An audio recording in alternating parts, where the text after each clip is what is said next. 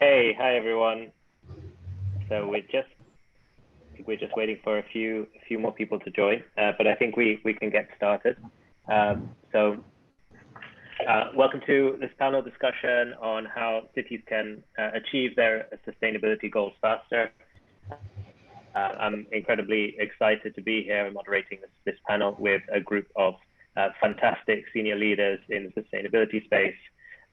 We'll start off with a few introductions so you can get to know everyone, and then just a little bit of housekeeping.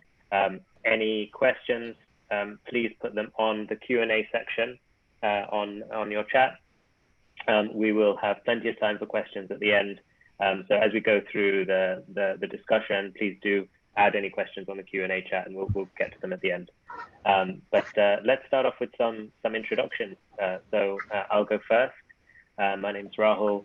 I'm based in London. I am an investor at a venture capital fund called 2150. We are a urban tech sustainability fund. We have 250 million euros that we're investing. We launched the fund this year, investing really at the kind of intersection of urban technology and technologies impacting cities and sustainability. My background is a mix of finance and entrepreneurship. I spent 8 years at Goldman Sachs in derivatives trading. I then got the entrepreneurial bug. I started a tech business, ran that for 5 years before that was acquired, and then met a incredibly passionate group of people that were looking to find a way to impact the urban environment that was accounting for 2/3 of the world's CO2 emissions and trying to make the built environment more scalable. We got together a group of fantastic LPs and investors in the fund, of which have 20 million meters squared of real estate under management and some great institutional investors too. Now we're actively investing out of the fund. We're investing in scale-up stage businesses, Series A and beyond. We're investing 5 to 10 million euro checks. So kind of any founders that want to contact me following this discussion, my email address is really simple. It's rahul@2150.vc. So with that, I will hand over to Clark to give an intro. Hi, thanks, Rahul. Hi, I'm Clark Wiedetz, the Chief Sales Officer for GreenStruxure.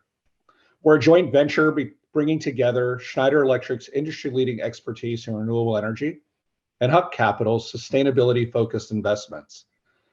We simply deliver power to commercial and industrial and municipal clients with medium-sized buildings in the US. And we're doing it under a long-term energy-as-a-service contract structure in order to reduce cost, reduce carbon, and increase resiliency for our clients. We recently announced a partnership with ClearGen, a Blackstone Group sustainability fund who will commit up to $500 million to us towards this concept of energy as a service in these market segments. We are one of the only integrated players as developer, designer, operator, and now bringing the finance and a strong financial partner to us so that anyone or any entity that wants to take control of their energy now has a trusted, credible leader with best-in-class technology from Schneider, capital expertise from ClearGen and Blackstone, and services from GreenStruxure ready to help.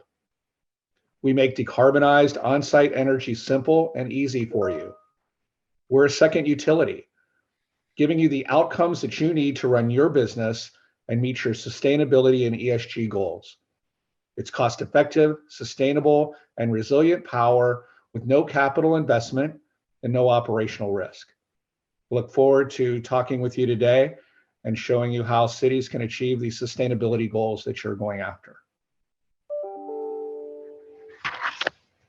Rahul, who's next? Thank you, Clark. Thank you. Thanks very much for that intro. Derek, would you like to go next? Of course. So hello, everyone. Very excited to be here. My name is Derek Sutherland. I'm the co-founder and CEO of CTFusion, a fusion energy company headquartered in Seattle, Washington. And so what we're developing is what we perceive as what comes next in the world of energy. by developing a new approach to fusion that we think will lend itself very well to commercial viability. My background is that I'm a nuclear engineer, and I'm also an applied physicist. And I also have extensive experience in the engineering space as well, beyond just nuclear engineering. I started off actually in Florida, and I experienced hurricane season very acutely, many years in sequence. And I knew then that I wanted to do something to help the climate change issue. And I found that this path for me was the right one to really effectuate my goals of improving sustainability worldwide. So I'm really excited to share with you some information about what we're doing and what we perceive as the future of energy. So thanks. Perfect. Thanks, Derek. And Achim, over to you.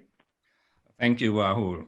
So I'm currently based in Germany, so good afternoon or good morning or whatever is appropriate for you. My name is Achim von Neefe. I work for TransnetBW. That's a transmission system operator in the southwestern part of Germany. And I work mostly on software platforms and how to integrate smart districts and their renewable energy into our ecosystem. And then before that, I was working for roughly 9 years for Comcast in Sunnyvale in California. And there I was working on Xfinity Home, and there I was responsible for the integration of third-party gadgets like the Nest thermostat, August Smart Lock, or Philips Hue into the Xfinity Home ecosystem. And then just in case you don't know what a transmission system operator is, in just a few words. So they are responsible for the grid stability in the area that they serve. And they own usually these high voltage lines, and they have to make sure that the supply and demand of electricity is always in balance. So that's pretty easy when you just use fossil fuels, but it becomes harder and harder the more renewable energies you're using. That's for now. Back to Rahul. Great. All right. Thanks, everyone. So fantastic panel of industry experts here. For those that are joining a little bit later, please do put your questions as we go through the discussion. Please put them in the Q&A section, and we'll get to them at the end. So the discussion is entitled "How Cities Can Achieve Their Sustainability Goals Faster," and the one-word answer to this is technology. And so my first question for you guys is, what technologies will cities need to leverage more in order to achieve their sustainability goals? Feel free to jump in.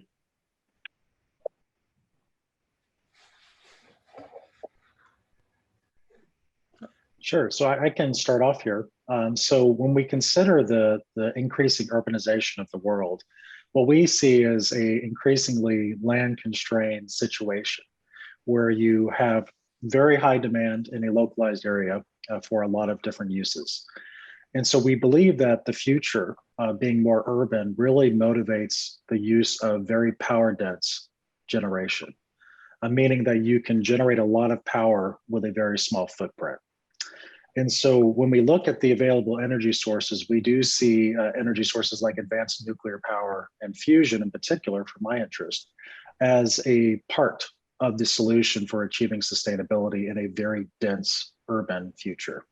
And you could think about this as a really nice replacement for fossil fuels and a perfect complement to renewable energy sources like wind and solar.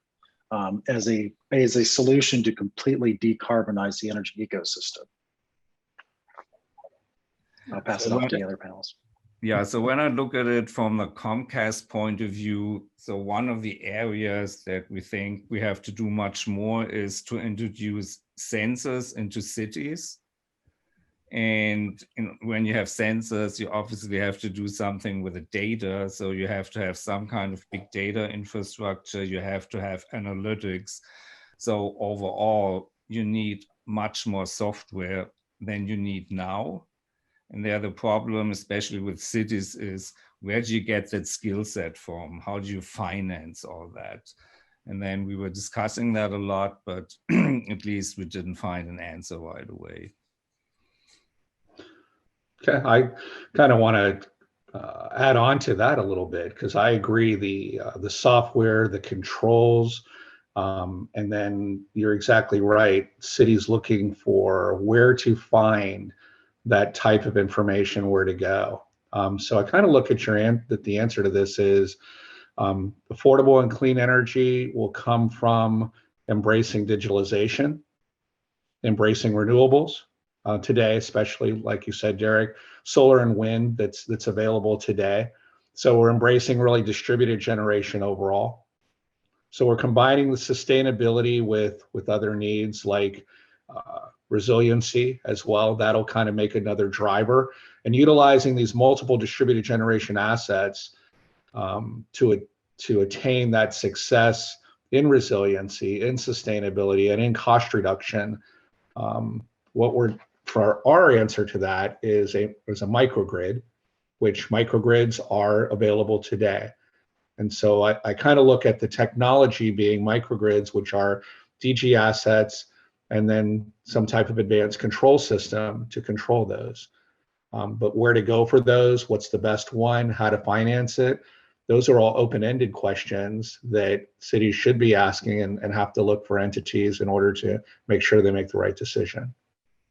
And just to add something there, Clark, so we at Transnet, so we're actually looking, how can we integrate all that renewable energy that we're assuming will be produced more and more in cities? Like you have solar panels on every house, you get some wind power from somewhere, maybe you can use geothermy in certain areas. And we have to look, how can we integrate that into our grid?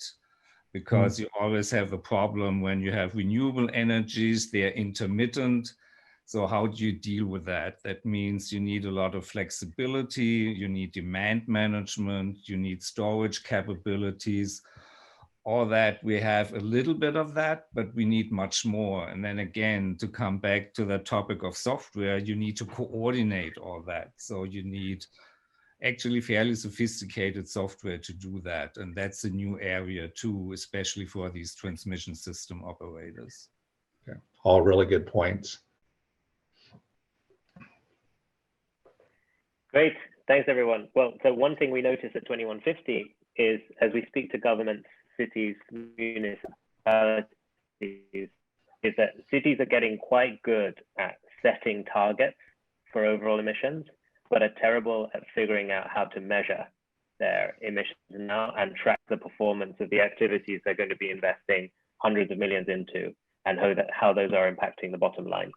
So what we feel is the most important place to start is baselining the current footprint, as you can't manage what you can't measure. And so we've been investing in software companies that are helping companies and cities organize the vast amount of emission data that's coming in when you consider complex supply chains that isn't that easy to quantify, and then calculate the impact of these emissions, baselining them, and then tracking the impact of activities and sustainability projects that are being undertaken. So we think that there is a place for carbon accounting software and kind of climate intelligence software powered by AI and machine learning that can help governments, cities, companies baseline and track their emissions. Next question for the group.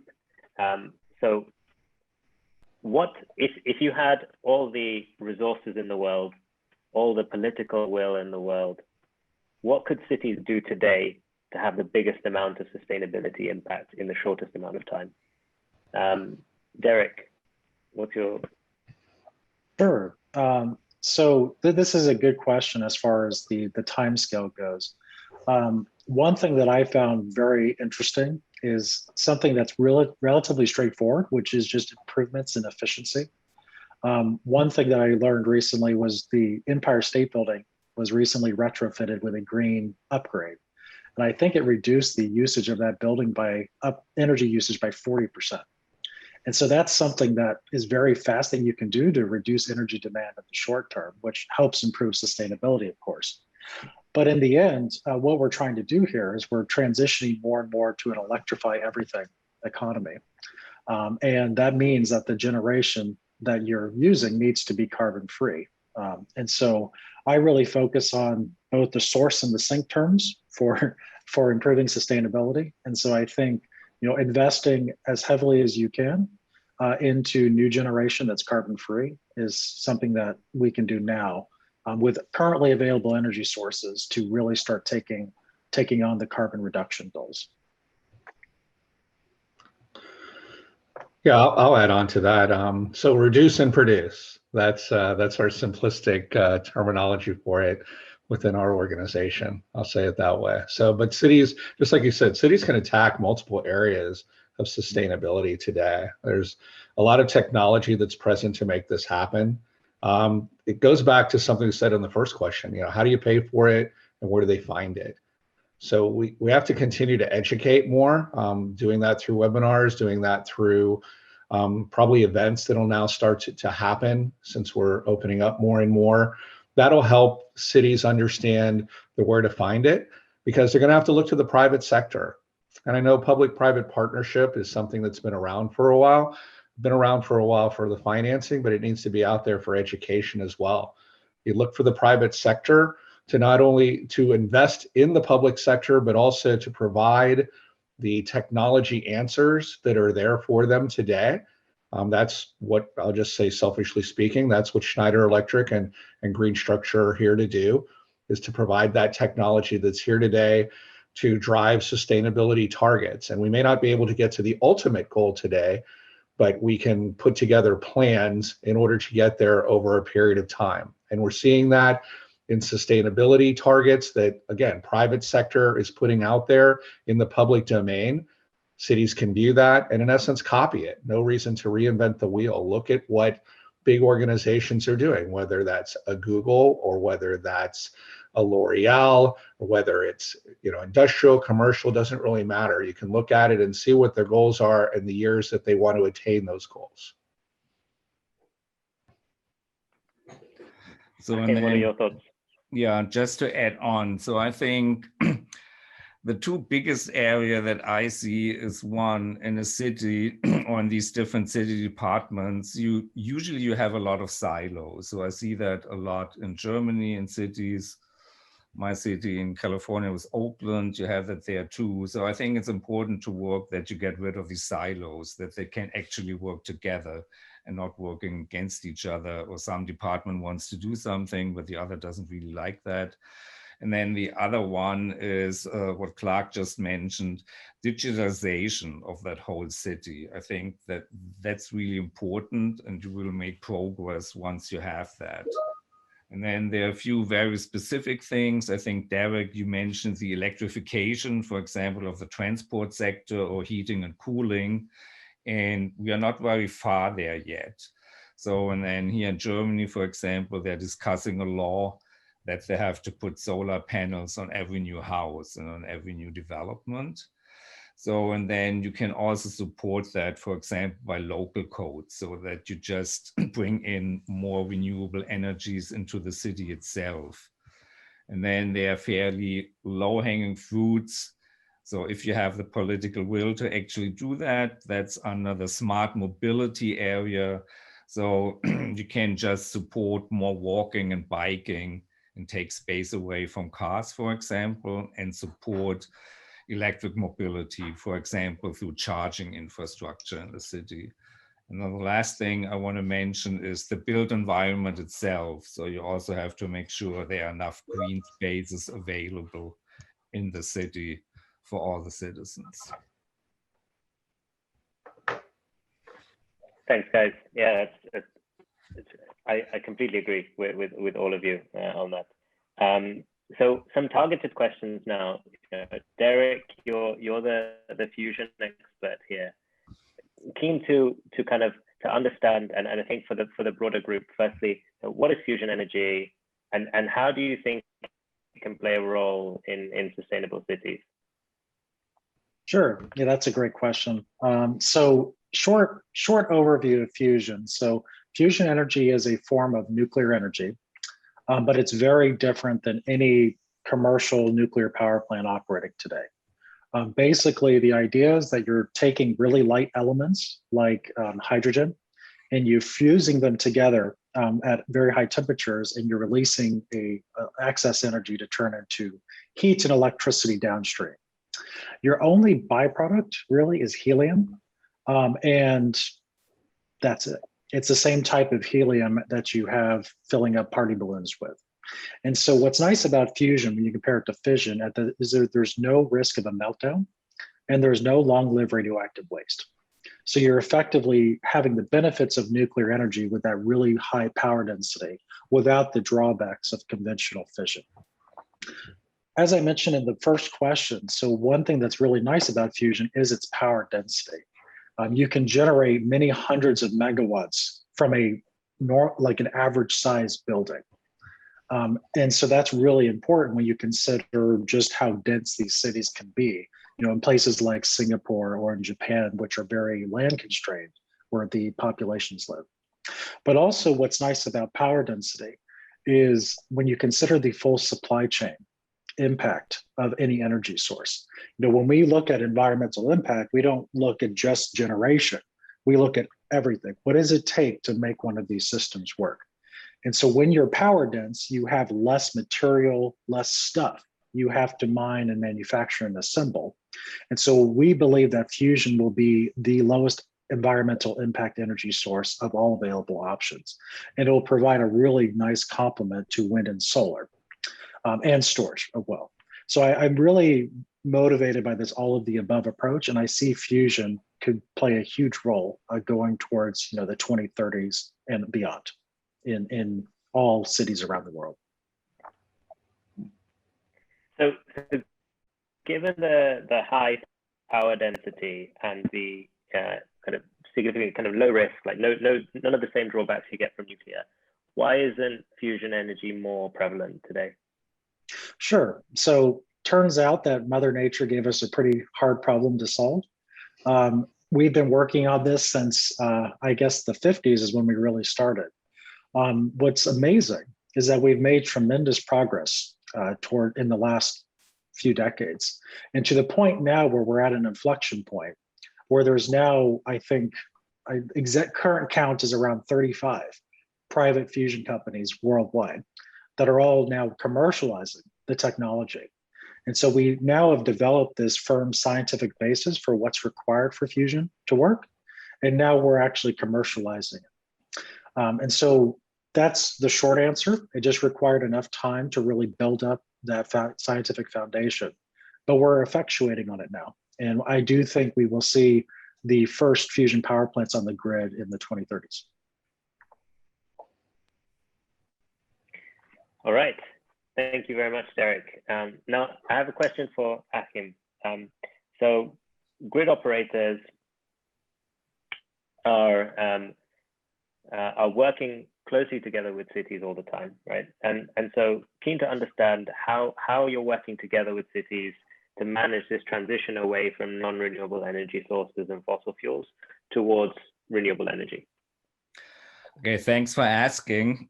So just as a very short background, at least in Germany, most of the actual implementations of that energy transition to more renewable energies happens in what we call a smart district. So that's part of a smart city.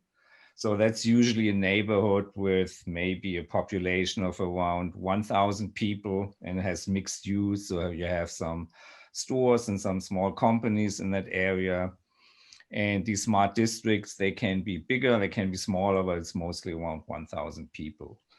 And then TransnetBW, the company I work for, and of course the other grid operators are involved on multiple levels in working with cities. So one is lobbying. So lobbying sounds kind of negative, but it's really not. So here it's about how can we influence the legal framework and the rules and regulation so that it's easier to deal with renewable energy and to have viable business models that are using renewable energy. And I came to that, why that's important, a little bit later. And that happens both on the European level. And then, for example, my company has a small office in Brussels to influence the European Union, and of course, on the national level. And then there's also, we work together with all the different TSOs in Europe to come to a common positions when it comes to these lobbying efforts. And the second one is research. So these grid operators are looking at very specific topics, and then they want to just in the end learn more about it and then eventually translate that into action. So for example, I'm writing my master thesis about how a smart district can contribute to the stability of the electric grid. And then a colleague of mine, his master thesis was about how does electromobility affect the grid in the long term. So these are just two examples. And then the third part, and that's the most exciting one, at least for me personally, that's what I call prototyping.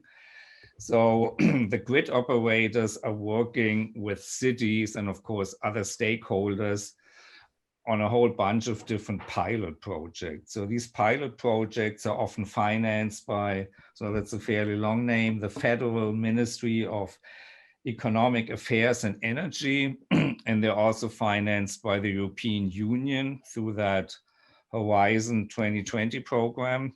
2020 is over, now it's actually called Horizon Europe, but they have 120 billion euros to invest in these different pilot projects within, I think it's a 6 or 7 year time frame.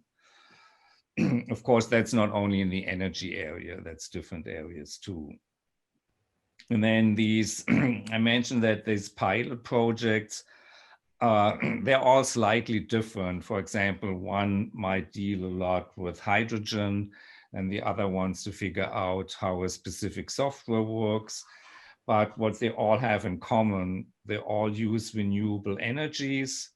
There's always sector coupling. So for example, you're using the energy that you're generating for heat pumps, and you have these combined heat and power plants that produce both electricity and heat. And then one very concrete example that TransnetBW is working on, that is, it's called Stöckach. That's just a neighborhood in Stuttgart with a population of roughly 1,200 people, and mixed use too. And then what TransnetBW is doing there, they developed an blueprint, an energy blueprint for that area. And then it just lists all the different areas that you have to take into account. So for example, how is that organized? Is that a co-op? Is that the city itself? Is that a company? How does the aggregation work? How do you deal with flexibility and demand management? What kind of software you're using? So there are lots of different aspects. And then we're just pointing out what you actually have to take into account in all these different areas.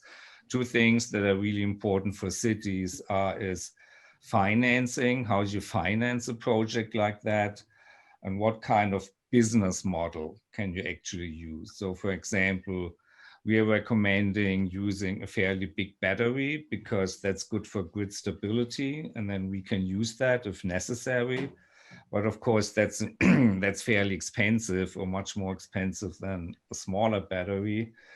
And then a business model would be, in case that's not needed by the grid operator, and 99% of the time it won't be needed, then how do we how do we get a return on our investment on that? And there are different electricity markets that you can sell the electricity in the battery to, or you can rent out your battery. So there are lots of different models. And then, as I said, that project is in the beginnings. We just have the concept. So the next step that we're just organizing is a workshop. How do you actually realize all these different concepts? Because there are lots of obstacles and lots of open questions because that hasn't been done often before. So you have to deal, for example, with governance and how do you involve the citizen? How do you deal with it architecture-wise? What do you do with a big battery? Is there enough space for it? All these questions. So hopefully that gives you at least some idea how we work with cities on the energy transition. And just a follow-up question to that, Achim. You know, one of the hottest topics at the moment in venture capital is vehicle-to-grid technology, smart grid management. When you have electric vehicles being a store of energy, they can push back into the grid to generate a local source for that energy and monetize it. I was just keen to get your thoughts on how far are we kind of away from this being kind of a kind of commercially viable and the impact it will have. So in a lot of cases, it's already commercially viable. You don't get a big return on investment as a city, for example, or as a smart district, but at least you don't make a loss, right? You get your money back on a fairly long time frame. And then I think that will have a huge impact because once it's commercially viable, you not only get your money back, it's actually commercially viable. There will be a lot of more players that actually do something like that. And that's how you can build up storage capacity. And the other area there is that's one of the reasons why we do that lobbying. So that the rules and regulation can be changed to make that in the end more profitable, more viable. So for example, there are a lot of constraints in the law how you can commercialize a big battery. So that's not easy to do, at least in Germany. So just to clarify, so then in terms of getting to a stage where that's commercially viable, this is a regulatory problem rather than a technology problem in your view? Yes, I mean, the price of batteries is coming down rapidly. You see that in the last 2 years, and it will come down more in the future. And they're also working a lot on basically alternative storage technologies. So not only batteries, there are a few others already out there, for example, from Siemens, but that only makes sense if you want to store a lot of energy. All right, thanks so much, Achim. Okay, Clark, we don't want to leave you out. Okay, so we have a question for you. So energy efficiency, you know, we talk about kind of, you know, reducing emissions. We talk about offsetting. We don't talk enough about efficiency, right? Energy efficiency. Why is it important in a city? How can energy as a service be used to help achieve some of these sustainability goals? Yeah, so well, energy efficiency measures have been around for quite a while, right? And we probably most of you are familiar with energy service companies, ESCOs. They have basically been utilizing energy as a service financial structures or techniques in order to pay for energy efficiency measures, I think probably since the early 80s. So even before my time in the energy business, I'll say it that way.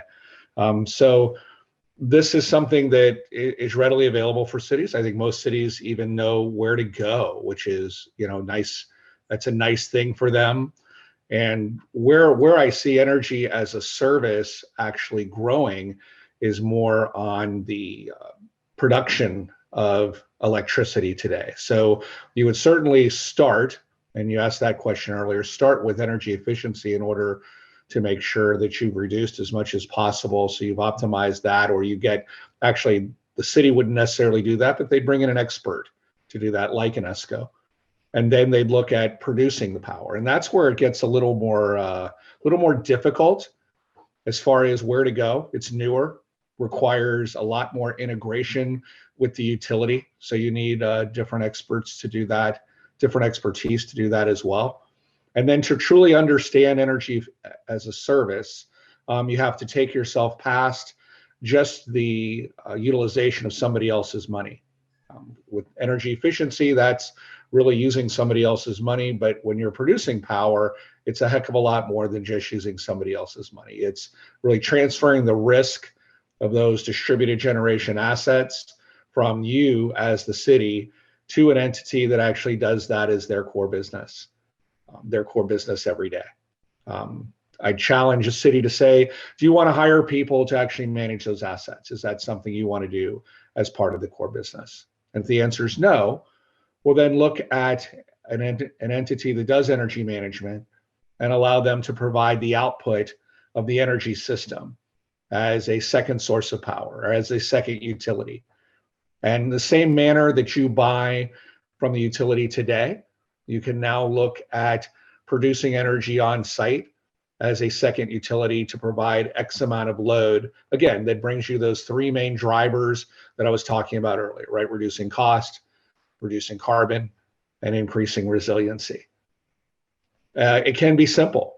It can be simple if you're working with the right entity in order to do that, that has the experience in working with those assets, and most importantly, knows how to optimize those assets. Because if you look across the country today, you have a lot of different regulatory environments, not only by state, but by service territory that you have to deal with. So trying to manage that expertise is quite challenging.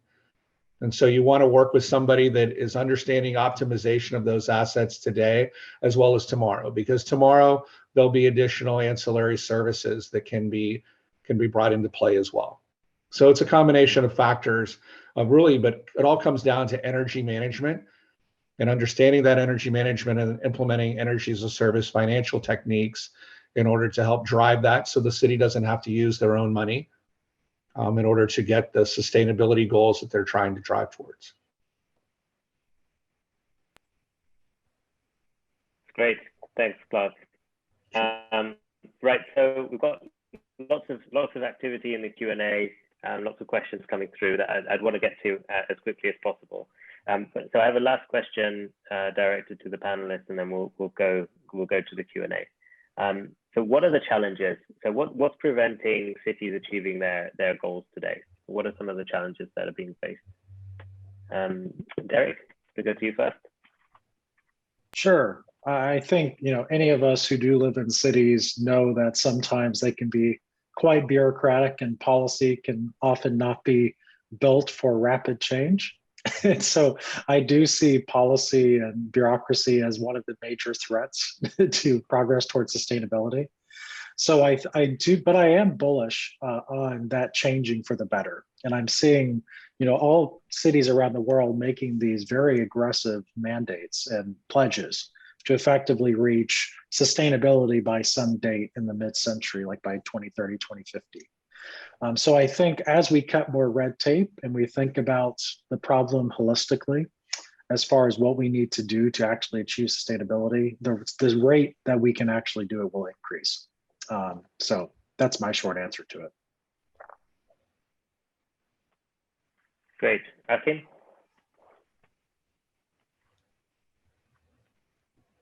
Can you just repeat that?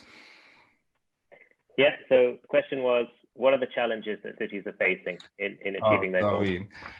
Well, there are lots of challenges, right? There's certainly not a lack of it. And then the biggest that I see is cities are usually not familiar in using software in any kind of sophisticated way. They're not digitalized at all. So that's usually a big problem. Another one is financing. They usually don't have a lot of money, so they don't know how to finance that. And then usually they try to get grants or get something from the European Union or from the German state, but that's only for a certain period of time. And then how do you finance it when that is over? The other one is, we mentioned that a little bit earlier, is you have all these silos, so you have to break up these silos. I think that's really important for cities. And then the last one is you have to deal with citizen participation. So the cities have to be on board for all the things that you want to change in the city. Yeah, completely agree. And the biggest factor we see is technology adoption. But you know, I feel that that's changing. Definitely, cities in Germany also leading the way, UK and Sweden and Nordics have done so for a while. We actually spoke to the city of Mannheim, who were looking at bringing on board a software platform to help them manage their climate plans. So if cities like Mannheim are doing it, I think everybody can. So let's go to the questions. Great one actually from Alekia, the first question. What do you think is the best way for city departments and other stakeholders to work together? And why are we getting so much silo, right? So siloed implementation. Achim, you just mentioned this. It's happening all over the world. You know, these kind of small smart cities being created, reinventing the wheel in many cases, not then getting enough funding to take it far enough, but then not getting implemented elsewhere. So that I think is a big challenge. Keen to get some thoughts on that. And then the best way for cities and stakeholders to work together. Sure. Who wants to go on that one? That one first, Rahul. What we see in cities is they need to start with the utility.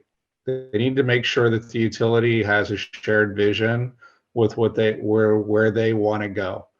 If that's not there, it's going to be really difficult. And then Achim mentioned something about getting the individual people as well. I'm going to take it even a little further and say businesses.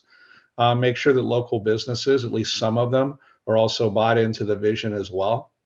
And so by having those two, now you have a place to start where you can huddle up and say, okay, where do we want to go? What sustainability elements do we want to start attacking? We all talk about energy because that's our expertise, but there's other sustainability goals that cities will have as well, like water and sanitation, quality education, things like that. But you can leverage them together. They don't have to be separate. And what I mean by that is the saving money on the energy side, which we've all talked about already on this panel. Take that extra money and then apply that to some of these other goals that are going to need that money as well. So you can put all them together, but I still say it starts at the top, and it has to start with the leadership in the cities, and then the main stakeholders. And on the energy side, those main stakeholders are the utility, the local utility that they work with, and the local businesses. And then they can go out and find the entity that they need to work with in order to make some of these things happen. Then can I just comment on that? Thanks, Clark. Absolutely agree. Go ahead, Achim. Yeah. Go ahead.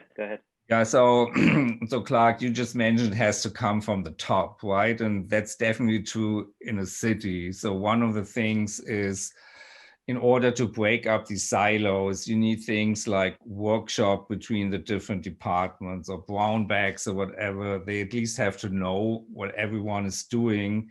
And then a slightly more radical approach would be just organize yourself around projects so you don't have the department structure anymore.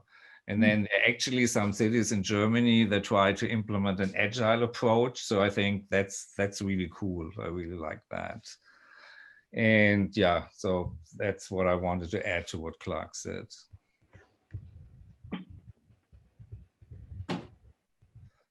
Great. And Derek? Yeah, yeah, sure. So I think, what was said, I completely agree with. I mean, at least in the context of how we think of things, all politics are local. And in the particular, when you're considering this, zero-sum politics often apply. When you have various departments competing for a finite pie of funds, that kind of motivates that self-preservation instinct rather than working together collaboratively. So I think, assuming there's not infinite money, which so far there's not, I think that you have to have a policy that effectively forces departments to work together in a collaborative manner. And I really like the idea of getting rid of the departmental structure in its entirety and think of this more as a collaborative venture, because that's what you really need to do to achieve sustainability.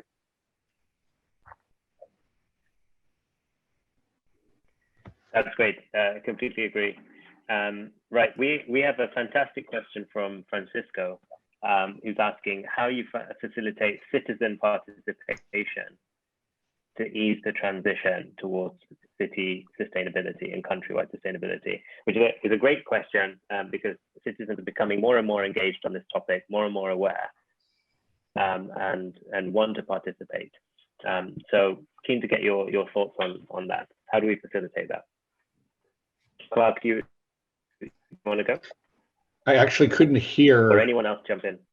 Yeah, I actually couldn't hear half the question. I don't know if anybody else had the same problem. I apologize, but I couldn't hear it. I couldn't hear the question. Let me repeat it. Okay, so we have a question from Francisco. How do you facilitate citizen participation to ease the transition towards sustainability in cities and countries?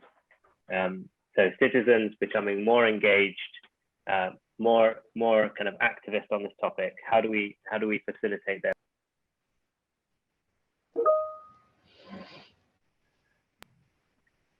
If one of the other two want to jump in first, that's fine with me. Yeah, I can jump in. So, so one thing, citizen participation is required by law in Germany, and then a concrete example that I mentioned earlier was Stuttgart, that project in Stuttgart. So what we're doing there is, in the beginning phase, we had a few different workshops where all these people were invited to just get their idea, and then also to educate them and see what's their advantage to do that. So you could either have a personal financial advantage, or maybe you just learn that you help renewable energies push through that energy transition and do something about global warming. That's important for a certain percentage of people. But in the end, it's getting the ideas, educate them, and see how you can actually implement the ideas. Assuming in the workshop you're coming to some kind of consensus, of course.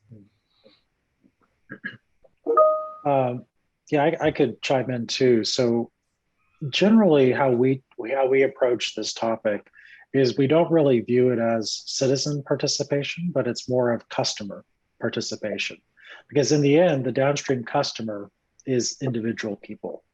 And so what we like to do is engage all of our customers as much as we can to learn about what they care about, what they want for their future as far as the energy ecosystem goes, and what do they really aspire to as individuals.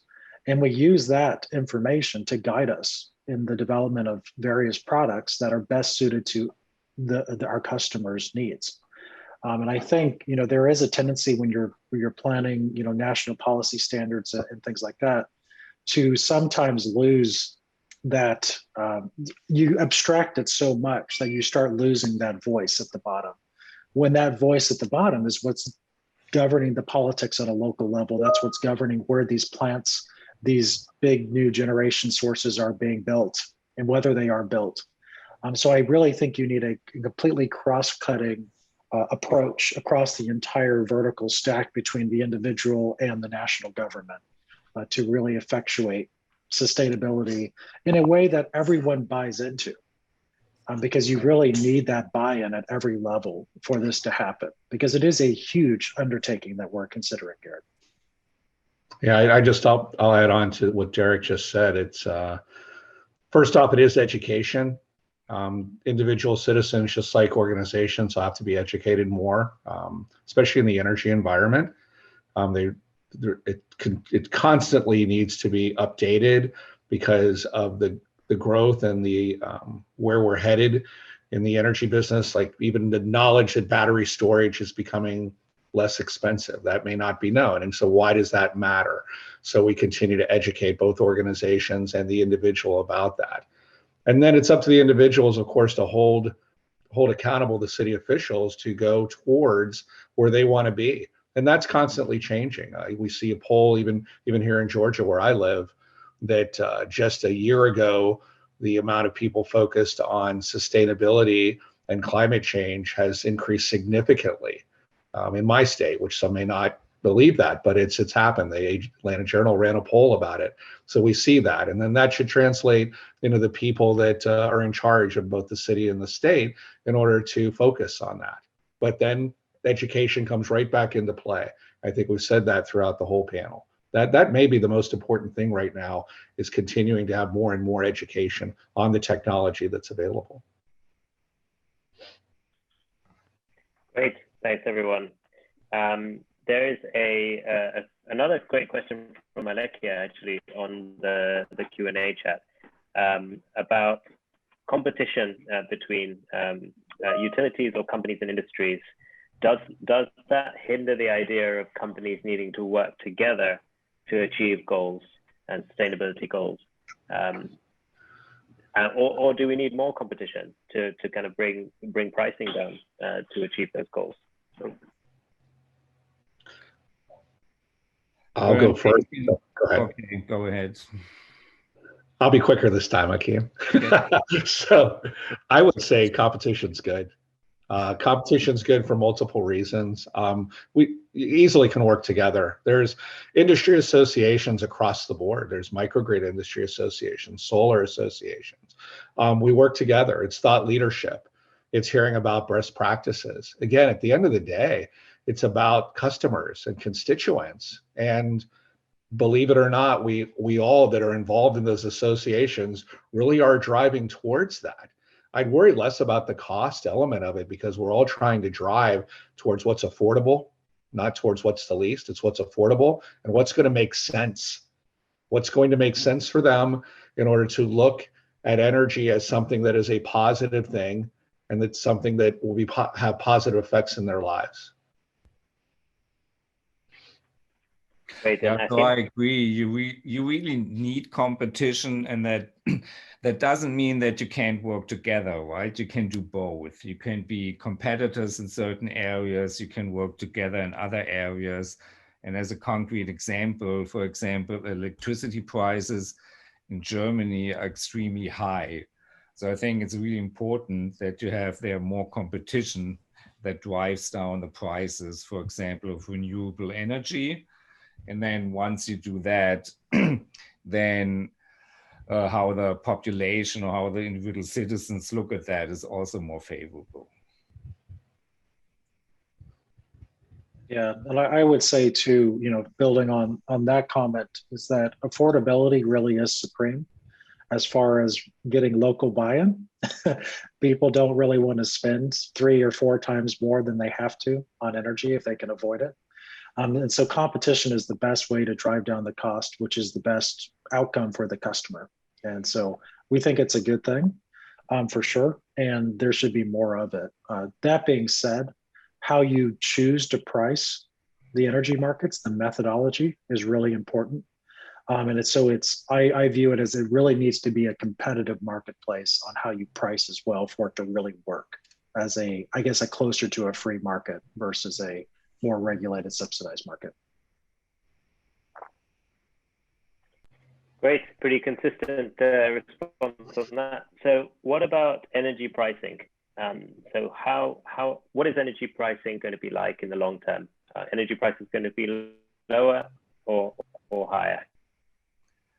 Well, at least in Germany, they definitely want to be lower. That would be my forecast.